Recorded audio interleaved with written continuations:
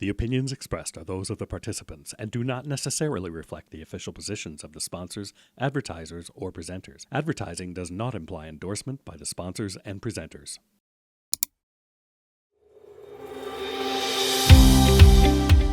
Hey guys, and welcome back to the Lighting Controls Podcast. We have another fantastic guest for you today, but before we jump into the conversation, let me take a minute to remind everyone today's episode is presented by the LCA, the Lighting Controls Association.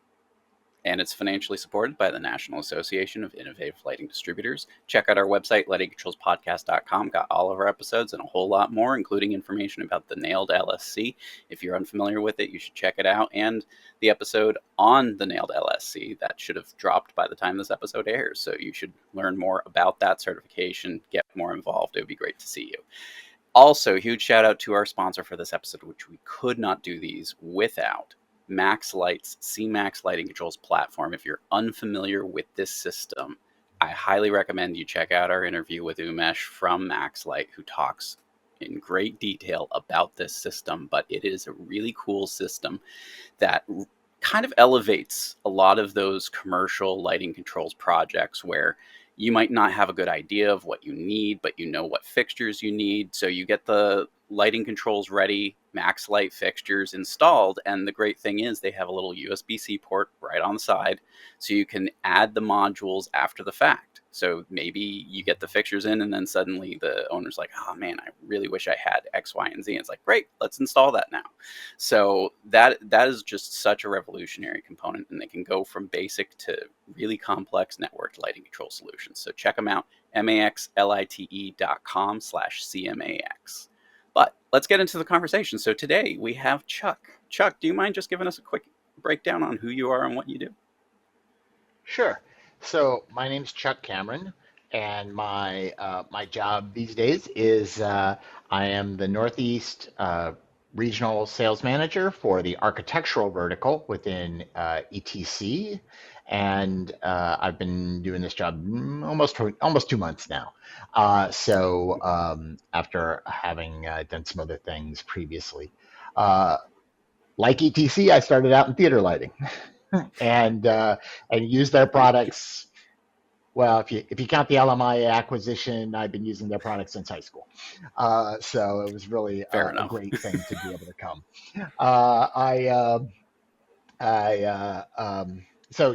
And then after going to theater school for theater design, not too long after that, I got an opportunity to come into the architectural lighting world, and worked as an architectural lighting design consultant for a little over 15 years, I guess, in total. Starting working for some other firms, working for some firms like Focus Lighting, and I worked for Lenny Schwindinger for a while. And then I had a couple of firms where I was a partner in those firms, so a little experience in running a business as well. And then and along that way, I got into teaching, primarily at the New York School of Interior Design, and I helped them build their Master of Professional Studies in Interior Lighting Design program, and ran that for the first few years. And I still teach in that program a little bit, which has been exciting. And especially now I get to go around and in my rounds as a salesperson, I see my former students now working at different places, and that's great to see. And for the most part, like, nobody's given me any big like, oh, you've completely forgot to tell us about this part of it or something,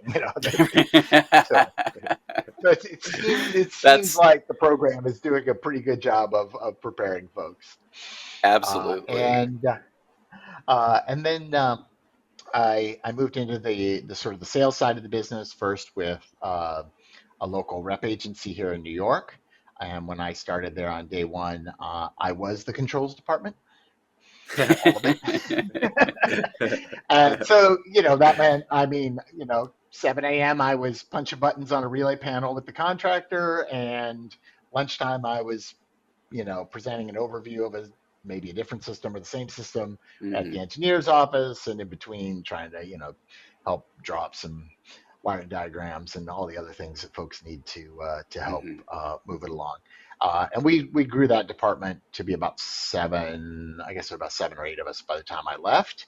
And then I moved and worked for what was initially um, GE Current to Daintree Company when I joined. Hmm. That became just Current. And so I worked as a regional sales manager for them in the control space for uh, um, what I totaled there about 4 years, and then over here to ETC, and and so let's see what else. Oh, and along the way, I was president of the IES for New York City, and a couple, and I'm on the board of a great organization called the Building Energy Exchange, which when it started was called Greenlight New York, and it's a little bit Yes. of the building efficiency decarbonization journey that, what started as, hey, you've got all these old, lights, it's pretty easy to upgrade them Hmm. to LEDs now, blah, blah, blah, has now turned into a lot bigger conversations. And mostly we're talking about HVAC and windows and things like that Right. there Right. now. But it's been great to be part of that, those conversations and kind of see some of the larger um, world in terms of people who Sure. are running real estate, helping run real estate portfolios and helping Yeah. write regulation and all those kinds of things. So yeah, that's I kind mean, of the yeah, you've crossed a number of the lighting controls professional bingo card items, and so it's great. I mean, that's one of the reasons why it's great to have you on this show, yeah. because you've been in various walks. And I mean, it's really interesting to hear about that trajectory, because I feel like everybody's got like their story of like, okay, where did I start, Right. where did I go? And Mm. people like you, it's like, okay, everything's a stepping stone to where you're going next, and you get to kind of look back and see how far you've come.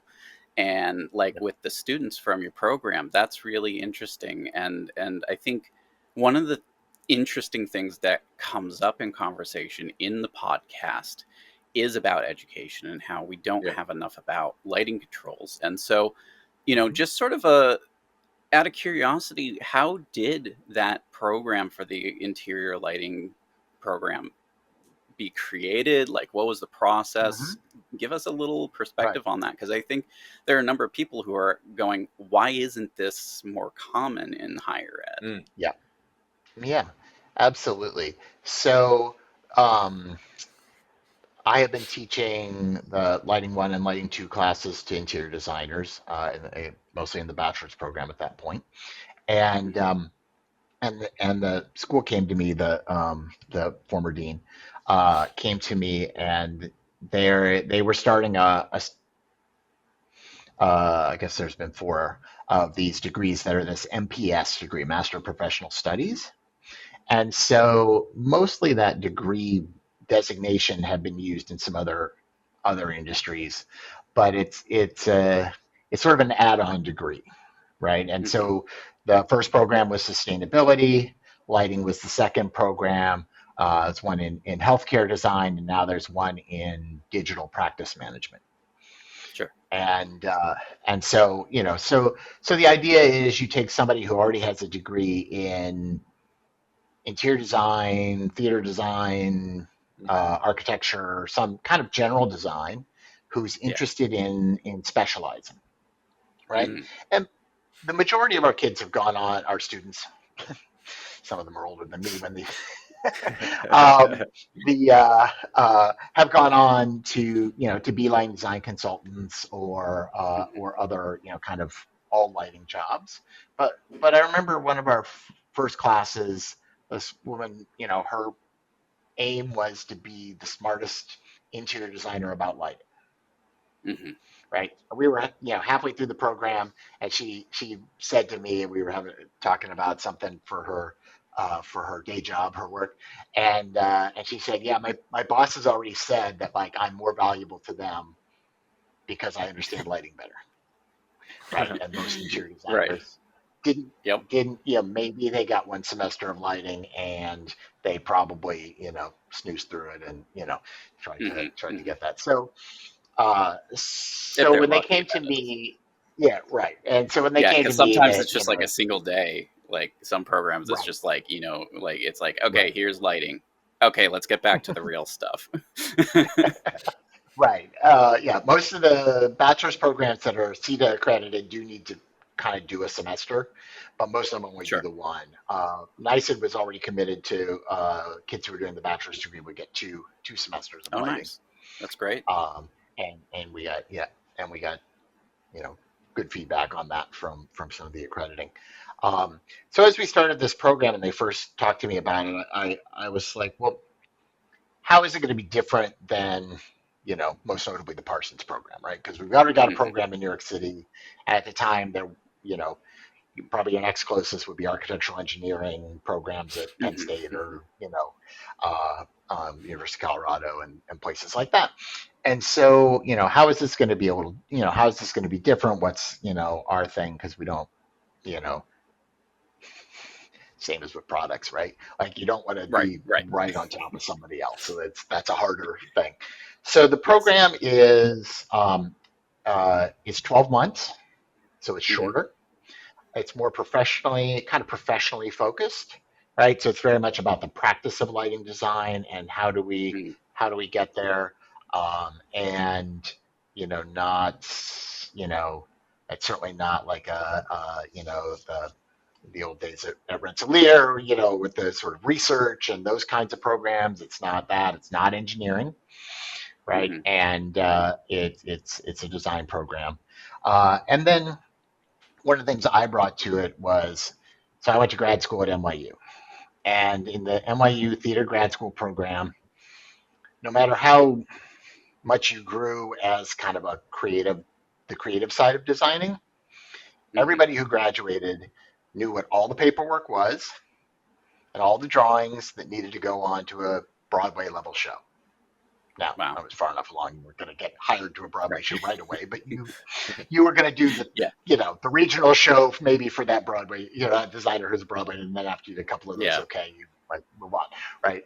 But we all graduated with that full tool set, Sure. and I didn't always see that out of folks I had interviewed and interacted with out of other programs. Mm-hmm. So I wanted to make sure we did that. Yeah. Example, the class I still teach in the fall, it's a 7 week like walk through the process, and it's like, what are the things you need to think about at this point, and what are the Hmm. documents you need to produce to Right. tell that story to the rest of the design team, the ownership, those kinds of Mm. things. And so really, I think helps them to get to see that, and I try to Hmm. be open about, particularly as we get into controls things and things like that, that there's no Hmm. absolute standard way to do it, right? Right. Different offices you're going to go work for are going to do it different Yep. ways. In my experience, different projects worked better or worse with different ways of documenting things. So, Yeah. so we do that, and then in the spring um, I teach a class on lighting systems and controls, and that's more directly. And this past year, we had a group that was really interested in doing more uh, dynamic lighting as part of their projects, as part of their studio Interesting. projects. Hmm. And so that was really exciting to see some of that. And some of it was a little more kind of artful additions. Some of it was heading in the sort of circadian, and other Sure. kinds of people's experience of the space kinds of controls. So that was Hmm. exciting to see that Hmm. grow in our students this year. Nice. So how has the program sort of shifted over the last couple years as we're starting to Mhm. see more attempt at standardization of documentation, like control intent narratives, Right. sequence of operations? While Hmm. things like this are being worked and developed, how has that modified your sort of class structure? Yep. I mean, we are now starting to, a little while back when it came out, we started to at least do some reading in the IES standards. Mhm. and that have come out in the last few years, and starting to do some of that and look at those. And then I kind of and this has been kind of a decent benefit of being on the sales side is I see a lot of people's specifications. Mm-hmm. Right, I see how different offices do it because it comes, Yep. Yeah. through us at some point, especially when I was at the local rep, right? And I'm like, oh my god, I thought No, no, these wait, people wait, knew wait, what they wait, were wait. doing better than this. Give I'm I not going to I name any names, but yes, no, don't I name You thought it don't names, have but to. can you give us the story of what made you say, "Oh my God"? Oh, let's see. There was one early on, and the and they just had completely missed the importance of actually like what type of dimming did it need, not just hey, it's LEDs. It was Right. like okay, that's part of the story. Need a little more. Um, and I had one that engineer had written a note in there on the the sheet with all the wiring diagrams and this and notes and things. And there was a note about supplying a smart lighting system And that was it. That was it. with no further elaboration. So luckily it was It somebody I turns knew, on, it's like it was smart. an engineer. Right. It was an engineer that I knew somewhat, who ended up was turned out was the one working on that. I was like, oh, okay. So you said here you needed a smart lighting system. Was it what particular features were you looking for? Right. I just want to make sure we've got everything covered. And basically, he wanted one higher level feature. Right. He wanted the Mm-hmm. ability to do to kind of connect zones together So in he a way. wanted a And network system. yeah, it was a network system. That was pretty clear from the drawings and stuff too. But Hmm. but yes, the smart lighting. I'm like, I don't know. Are we Yeah. counting people here? Are we doing, Right. Right. do we need machine learning to predict what light level I want today? Like, Well, and then but yeah. out of curiosity, like as a sales rep, not that you're a sales rep Mhm. anymore, but like as a sales Right. rep, if you didn't have the ability to ask the engineer what they meant by that, what would you Mm. have put on the project? Like, would you have just put Right. every elevated feature into the project, or would you have like kind of gone very bare bones? So yeah, so you're always guessing. Right. Yeah. When you have to Yep. make those guesses, you're always going to guess a little high, right? Like you don't want to get Yep. Hmm. crazy. Right. Uh, we had one job that we got in those days for a restaurant because it was so thoroughly overspec'd by another manufacturer that it made it pretty simple to come in and say, okay, so we can do this for half the money. Hmm. And then when we got to the end, the it turned out we still gave them more system than they really needed Right. at at half as much as they had gotten. So, Right. and that's what one of the things I drive home. And I started this with even with the folks that are just going to be interior designers and Hmm. maybe are not going to specify the lighting, but it's like, but they're going to have the best relationship with the client Yep. and possibly hopefully the people that are actually going to use the space to help Right. understand what's going to be useful to them, what's going to be annoying, and then we can find our way through also checking our boxes on the code, and doing that. So um, so I've always been uh, you know focused and looking for those places where we can make some of those code energy saving things Yeah. features that make people happy, or at least are invisible and aren't annoying, Hmm. right? Right. Right. Back when I was a designer, we um, had to kind of trick a system, actually an ETC system, Trick the system. into going between two presets for a Hmm. a museum project, right? The conservation wanted, if nobody was in this gallery, for lights to come down but not completely off. And so we basically needed it to toggle between two presets based on the occupancy state. And at the time, that wasn't a native feature in the software, so we had to do Right. something with we used the auxiliary contact off of the occupancy sensor, and we were able to kind of get there. Mhm. Now that's in the software. No, totally. But I think that Yeah. really kind of highlights something that does tend to be lacking from lighting controls, which is that thought process of what does this need programming wise, not just what does Yeah. this Yeah. need hardware wise. Right. And if you don't have the programming capability, well, can you make it? Like, can it be Right. done not in the default format, but is there a way to still achieve what you're trying to do? And so I think, yeah, a lot of systems purport that they can do everything under the sun, but in reality, there are always going to be limitations to that programming. Mhm. And it's the robustness of the programmer and the flexibility of the Mhm. software that they're using to be able to achieve that. Right. And But so, but also I would interject that the yeah, designer please. needs to tell you that, because otherwise Yes. the engineer will have, Yes. put the basic code requirements in as a Yep. sequence of operation, and almost every time the technician who comes to set it up would like to be done, make everybody happy, and leave as soon as they can. Right? So they're going to come, they're going to see those requirements on the drawing, hopefully, or they're going to make their best guess based on their history, and Right. they're going to do that, and they're going to say to the electrical contractor, "Does this seem right?" And they're going to go, "I don't know, sure," and they go, right. And then it's expensive to bring them back. So Yep. so yeah, Yes. so I put that, I really put that on, and I think there are a lot fewer design offices that completely abdicate on controls than there used to be.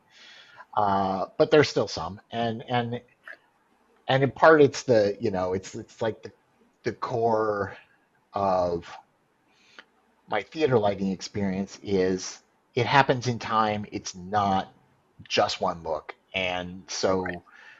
so we need to think about that. And so obviously some spaces more than others, but that's an important part of making the lighting design complete.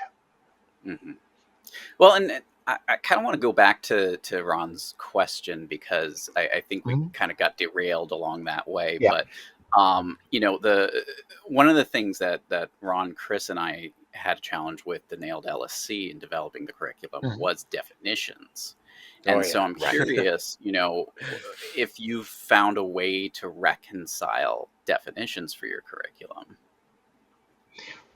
In terms of defining whose role in who's doing what in the project, the role kind of roles, or Well, I guess there's certainly that, but just yeah, in like what you're talking about when it comes to lighting controls, because I mean, right, this one of the things that I hammered into my students and by the end of it, I even had a student who was like, "Yeah, this is like burned into my brain now." Is that it's not a switch anymore; it's a keypad because a right, switch is a physical disconnect for a load, whereas a keypad's just a programmable button. right, And so, yep. like, how do you reconcile these like colloquialisms that we have versus what the actual term is, or the variance between different manufacturers for the same Yeah. term?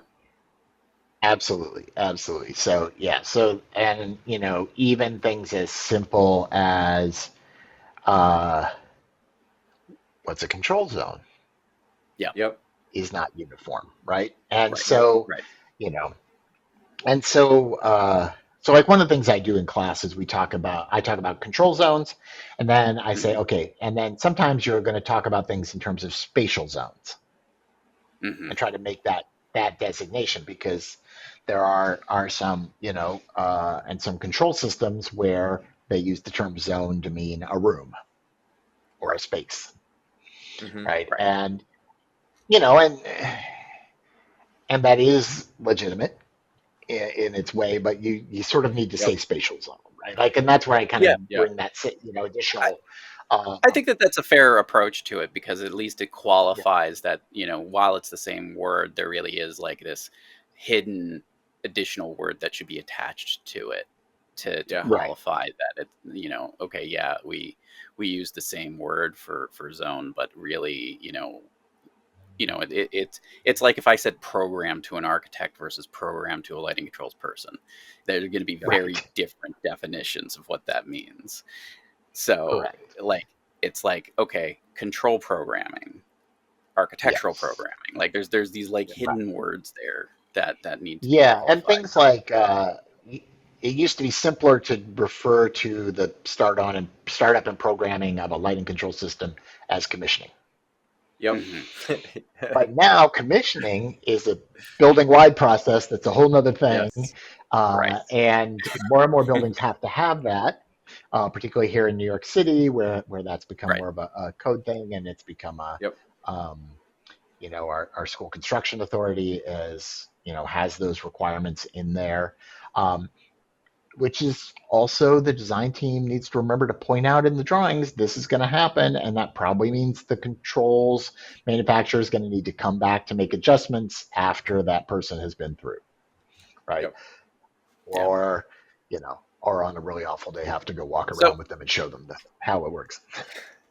if you had like if you could only give somebody 3 tasks that were the most critical tasks to do, not as a lighting control specialist, but just as an interior Mm-hmm. designer, architect, engineer, Yeah. to ensure that their lighting control system at least has enough information in the design to go forward, not necessarily be completely Right. built, but at least, Mm. what would Yeah. you say those 3 tasks Right. are? So that then, because I do talk about that in terms of like, I want you to pull together the information that then some technical person could put a system together to do that, right? Hmm. Hmm. And so it really comes to like,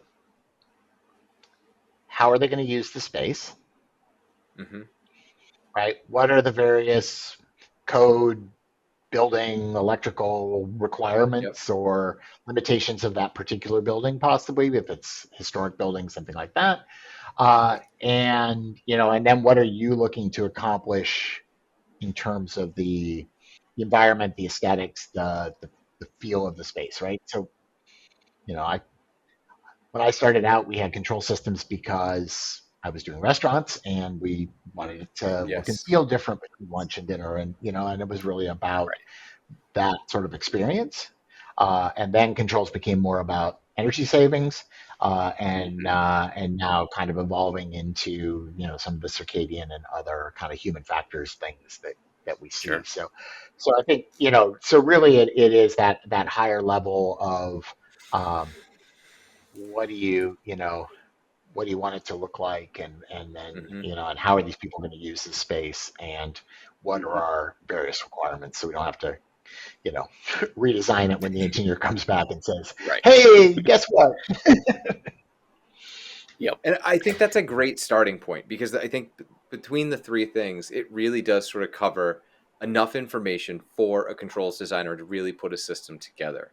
So, out of curiosity, because coming from a theater Yeah. world, I think we all kind of look at things the same way. But when you're working with other students who don't come from a theater background, and you start talking about lighting and layering, because like you said, to Hmm. us, a scene or anything, lighting is all about layers and various intensities and colors and shadows and Yep. all that fun stuff.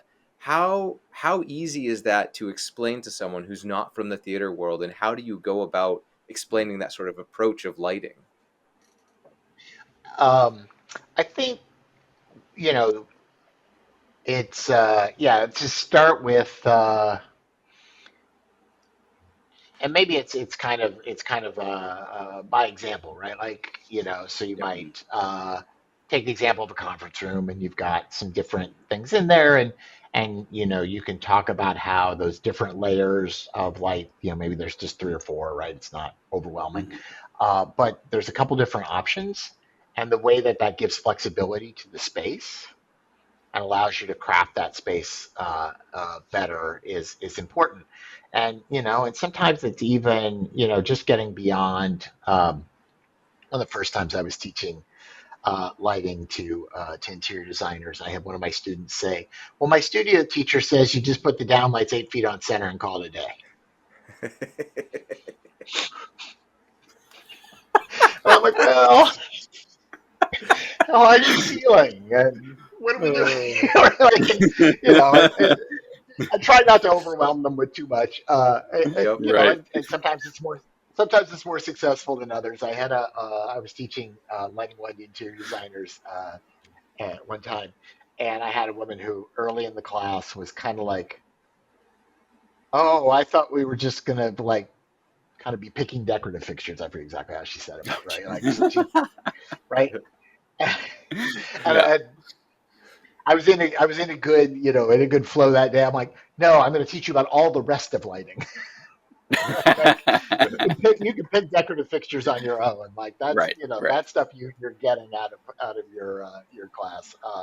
And we'll talk about that. And so, you know, um, and so trying to, yeah, develop those. And you know, and sometimes you see students when they get into their studio projects and their bigger scale or whatever, and they're, you know, they're kind of just trying to get done. And so sometimes they will just like throw in the 2x2s and call it a day, Yep. much like some Yeah. electrical engineers I've met. And you know, and do the, you know, like they want to be done and go home. Right. Hmm. And so getting them to stop down, and even on a space that's maybe a more straightforward space that you're not Mm. thinking about, you know, sort of high design ideas in. But I'm Right. like, yeah, but you could throw a wall wash in, and you could, you know, give them a Right. Hmm. little, you know, a little more variety, Yeah.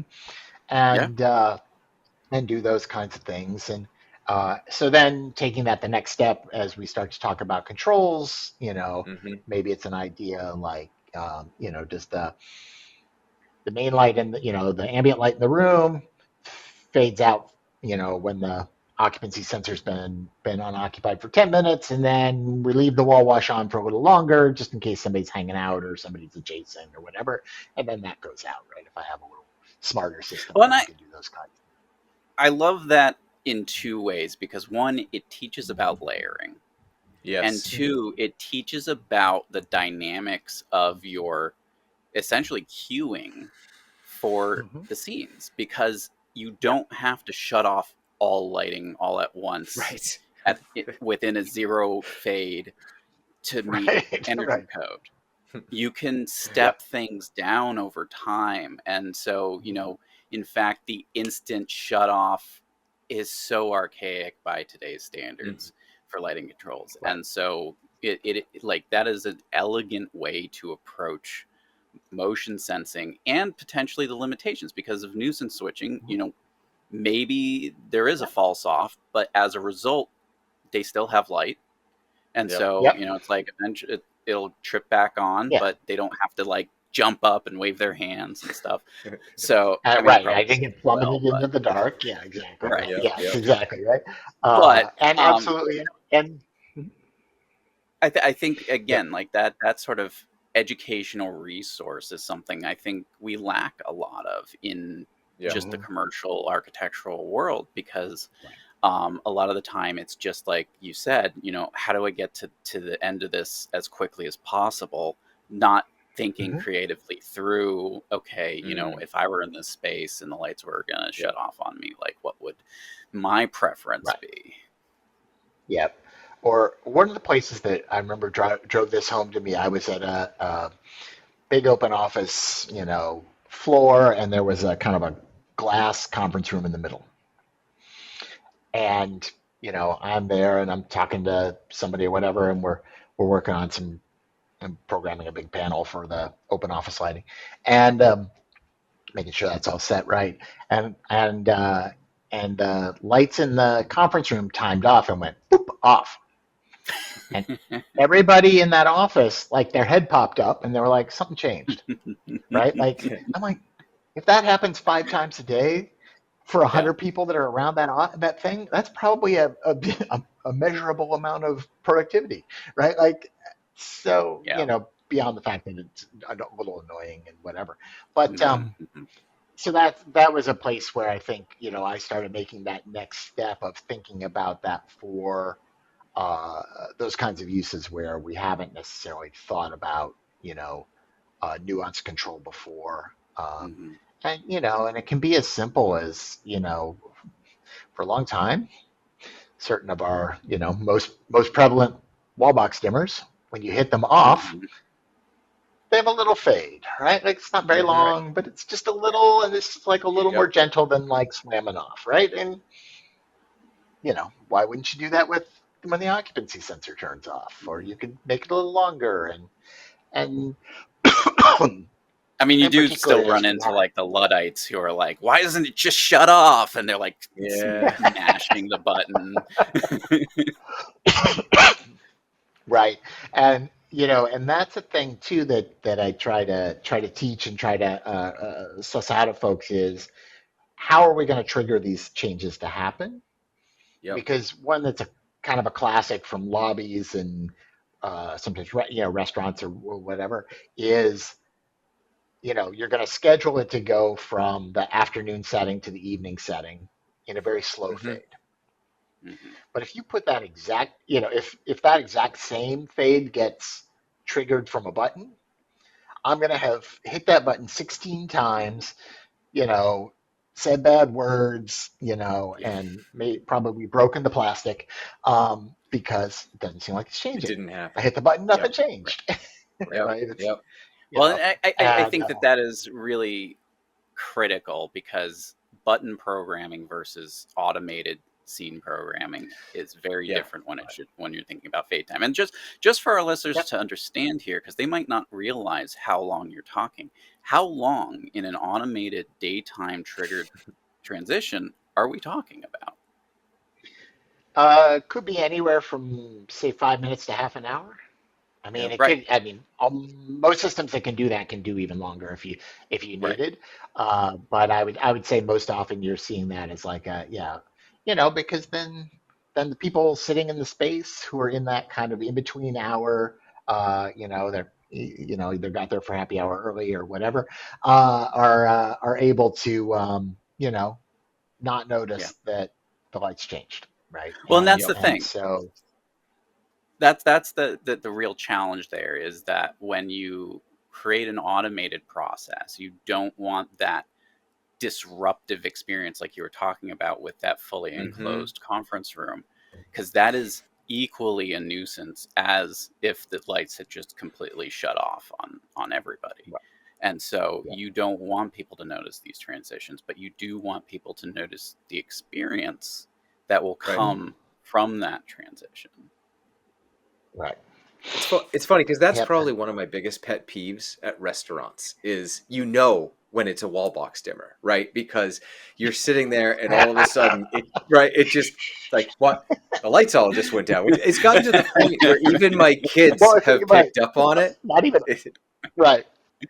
Oh, wait. Yeah, Or the downlights. The downlights just went down. Oh, wait. Now the yeah, now the wall washes. Right now. right. Oh, the Or the it's the cove it bounced poorly up and then it went programmed down. automated time of day thing where it's just like Yep. Right. everything gets really dark really quickly, and it's like, Yes. Right. oh, right at 6 o'clock. Oh, okay. And that's a clear thing to look at too. In terms of how you want to do that, and then I think. And then so it gets to thinking through those steps then of also what are like, so if that's the normal operation of the space, Mhm, what are Hmm. the special times that are going to happen, right? mhm, I went to try to uh, help out a restaurant that had been up and running for a little while at one point, and they had a system. It was programmed, it was on schedule. They had they had a whole bank of individual sliders so they could adjust things until the next scheduled thing happened. Yep. Yep. And they had things that they wanted, but they didn't want to spend, whatever, $2,500 or whatever it was going to be to get the person with the laptop to come plug in and do the thing and change it. And again, that's in those challenges of thinking through who's going to really use this space and yep. are those people in the meetings with me during the design? Yeah. Yep. Because I'm pretty sure that, the owners of the hotel said, no, no, just lock it in. Don't let them mess with it, right? Like somebody's gonna mess it up. Like, They're morons or whatever. And then now Yeah. you've got a manager of a nice restaurant who can't, adjust Right. things, and, Yep. heaven forbid they Yep. have a special event or a party or something, and they want to, Right. do that. They couldn't easily do that. Yeah. So I think that's important, and maybe we, you know, feel that a little more here in New York, where real estate is more Hmm. precious, and so more companies. But I think it's also a broader trend of having multi-purpose spaces. Like most of the time, Right. this is going to be the place people come to eat lunch. But Hmm. sometimes we're gonna have the all hands meeting here, and sometimes we're gonna Yep. have the party because whatever Right. whatever we're celebrating, and or Hmm. holidays or whatever, and so to really try to think through what are those different uses that we're gonna have, and Right. how much you know how much Well, autonomy do we want versus. Yep. yeah, Mm. we're almost out of time here, so Oh, I okay. want to Yeah. summarize this because yeah, we could just keep talking forever. I feel like every guest on our I, show is like, wow, that was really like I didn't yeah. realize how much time had passed, which is awesome. I mean, I I love that. often. Yep. Yep. I But often joke, you but have 30 seconds or 3 hours. I can talk either. Yeah.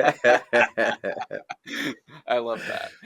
But yeah, so I mean, as far as it goes, like a lot of what we talked about here was education, but also Mm. from a Mhm. very different angle. A lot of the times that Ron and I talk about education, we're talking about either, education for end users or education for professionals. But what you're Yeah. talking about actually is the other designers that aren't lighting professionals, which are just as important to this equation that we're trying to elevate all knowledge about lighting controls Mhm. for. And as a result, having this kind of institutional education in adjacent trades is critical to the success of lighting controls, because if they don't understand it, then you are going to get these sorts of weird whitewashy approaches to lighting, just as much as lighting controls. 8 feet on center for Right. all downlights. Oh my god, like we're that is Right. so basic. Or the right. Or the Or architect or contractor is going to assume that as you start, if a lighting designer comes in and wants to do these more nuanced things, that's going to drive cost Mm. right, up too high, right, right? yeah. Even though And those features might be baked into the system you were going to buy anyway. right. Right. And most networked lighting control systems do have a lot of features already available to the Yep. end users, so long as programming is done. You can get it Yeah. done, and it's fairly inexpensive to achieve. Mhm. Even some of the most elevated features nowadays, like circadian entrainment or people counting or stuff like that, sometimes can be leveraged very easily by programming that's already been created. And so as a result, Yeah. giving them this kind of foundational knowledge in lighting controls helps everybody. And so, the interior design courses out there, or the architectural courses, or the electrical courses that are out there trying to bring the new generation into this industry, they kind of have a responsibility to ensure that they're aware of this, and Yeah. that they can at least give some level of guidance. They don't have to design a one-line diagram for a lighting control system, but they at least need to understand, what are you doing in the space? How are you going to use the lighting in this space? Maybe think Right. about more than just one layer of light. Like, all of these things are just as critical to the success as somebody sitting down and drawing connection diagrams for the entire system. So Right. I hope that we are going to see more of this institutional educational programming Mhm. coming into the adjacent trades, so that we can get that much further along, because I think a lot of lighting designers would agree with this, that they spend a lot of their time just educating their clients if they're a sub Oh yeah. consultant to an architect or an engineer.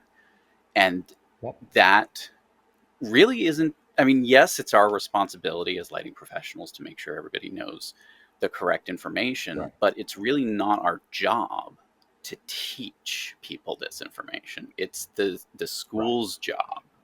that's what they're getting paid Right. for. So, I think that this is Yeah. really critical information for educators to think about. Hmm. Yeah.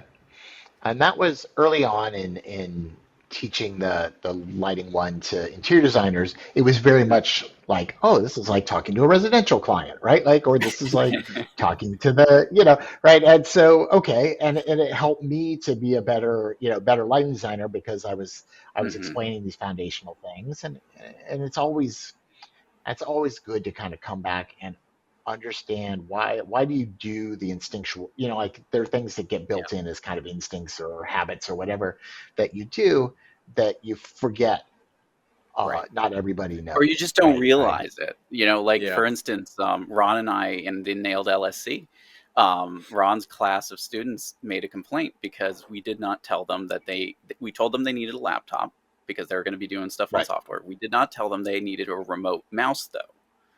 And so they were trying to Ah, do Bluebeam work with a trackpad, which was so painful. yeah. And it was like, Yeah. yeah, of course you need a remote mouse. Like, how could I forget that? Like, but I, it's just I, so I, ingrained now.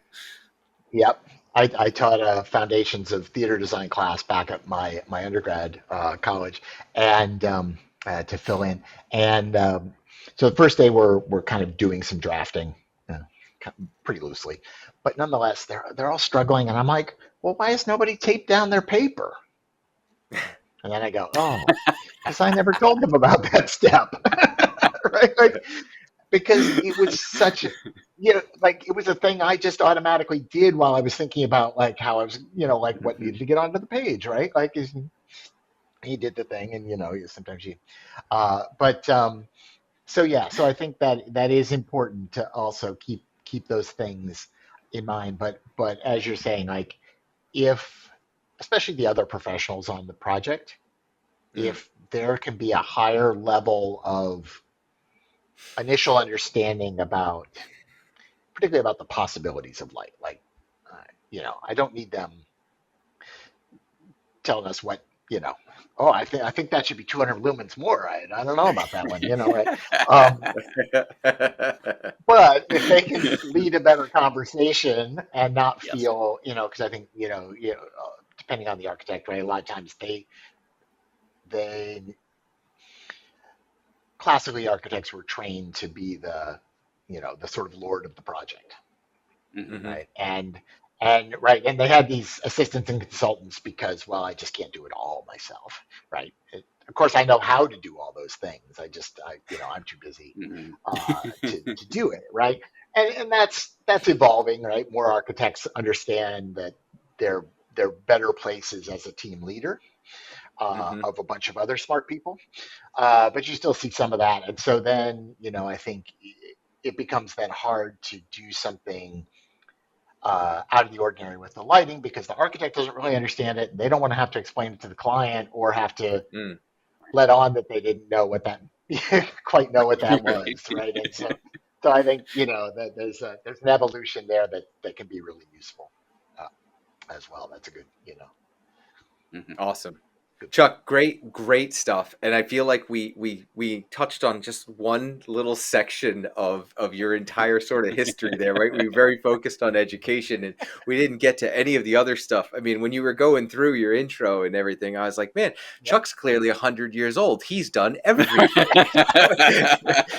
So just fascinating story and great conversation. And I feel like we're definitely going to have you back on at some point to just sort of Absolutely. touch on some of the other aspects of your career and how it's all led to where you are now, and just sort of how that transitions happened, because we've been talking a lot about just entry level into the industry. Where do people sort of look to start? And we were talking the other day about getting into sort of distribution and sales and starting there so that you understand just what do these projects cost and budgets, and that's a Mm. working in inside sales is such a great place to really start a career. And so it's such a great conversation to have for people to get that understanding that there are different paths or different avenues and Mhm. where to start and how to start. And so we'll definitely have to have you Right. back on and have a Yeah. bigger conversation. But yeah, thank you so much for your Yeah, time sounds today. great. Of course. Happy to be here and happy to come back and certainly, along the way, I've also learned some things that I wish I had known sooner. So we can point Would some of love those to have out that too. conversation. That would be great. Absolutely. Yes, for sure. Chuck, thank you again. I will close us out and remind everyone today's episode is presented by the LCA, the Lighting Controls Association. And it's financially supported by the National Association of Innovative Lighting Distributors, or NAILD. Check out our website, lightingcontrolspodcast.com. Got all of our episodes and a whole lot more, including information about the NAILD LSC. But also, huge shout out to our sponsor for this episode. We could not do this without Max Light, especially their CMAX platform. If you are having those challenging conversations with your end users, your clients who really don't know what they want for their lighting controls, or they really do and they want, just streamlined installation, it's a great product to check out. So take a look at their patented USB-C technology integrated lighting fixtures with their lighting controls components ranging from the most simplistic to the most complex. So check them out, maxlite.com/CMAX. But until then, thank you for joining us. And Chuck, really appreciate you joining us. This was an awesome conversation.